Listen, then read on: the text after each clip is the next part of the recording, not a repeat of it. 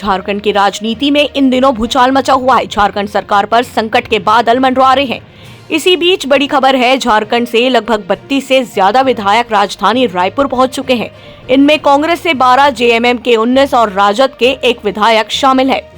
कांग्रेस के प्रदेश अध्यक्ष राजेश ठाकुर, प्रदेश प्रभारी अविनाश पांडे और संतोष पांडे भी पहुंचे। नया रायपुर के मेफेयर होटल में विधायकों की रुकने की व्यवस्था की गई है।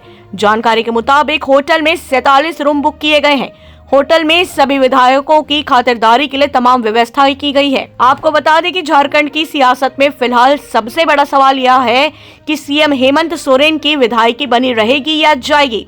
यदि विधायकी चली जाएगी तो वे सीएम के पद पर बने रहेंगे या किसी और को चार्ज देना पड़ेगा। दरअसल ऑफिस ऑफ प्रॉफिट के मामले में हुई एक शिकायत के बाद चुनाव आयोग ने अपनी सिफारिश राज्यपाल रमेश बैस को सौंप दी है।